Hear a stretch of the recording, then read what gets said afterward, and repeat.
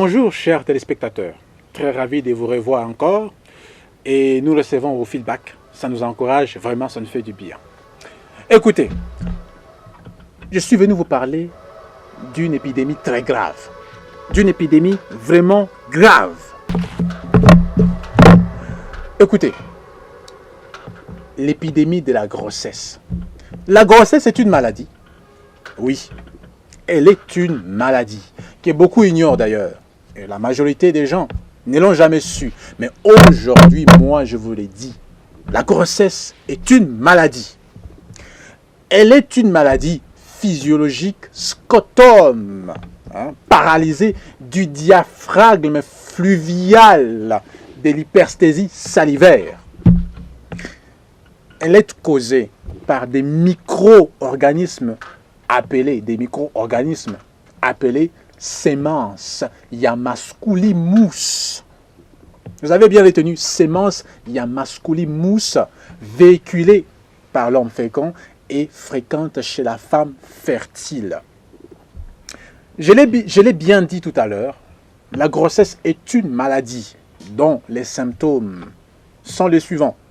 Alors, on reconnaît le convalescent par le ballonnement ventral, caractérisé par l'anosmie multilatérale thalamique pédiatre. Ensuite, nous avons le gonflement visager au paraplégie spastique, la nausée cutanée, et enfin nous avons le gonflement piédestal. Alors, j'ai le meilleur remède pour cela. Le meilleur remède contre la grossesse est simple. Il s'agit bien de myopathiser d'une hémiplégie vasculaire pénitale en castrant le récalcitrant par une circoncision à l'eau glaceuse à 100 degrés Celsius. Là, je ne vais pas plus en parler. Je vous laisse en compagnie de mon assistant. Lui au moins n'est pas castré de ses connaissances. Nous ne voulons pas faire un débat entre la science et la religion.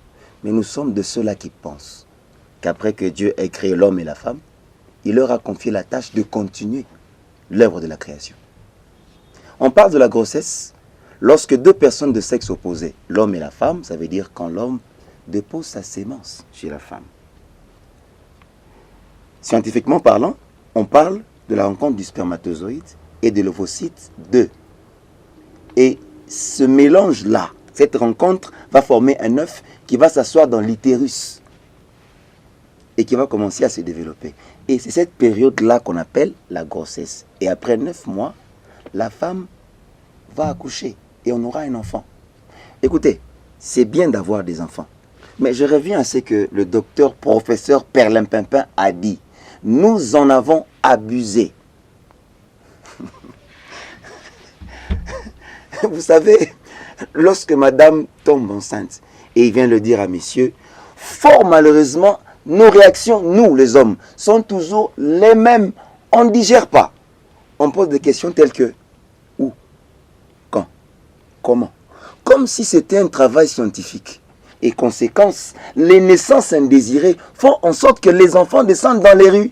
Et on donne même de nom, les enfants de la rue. Entre nous, soyons sérieux. Est-ce que la rue peut avoir des enfants? Arrêtons avec l'irresponsabilité. Parce qu'ils sont une bombe à retardement pour le lendemain. Vous avez écouté le message, vous savez où aller, vous savez qui voir pour pouvoir espacer les naissances. Prenez conscience.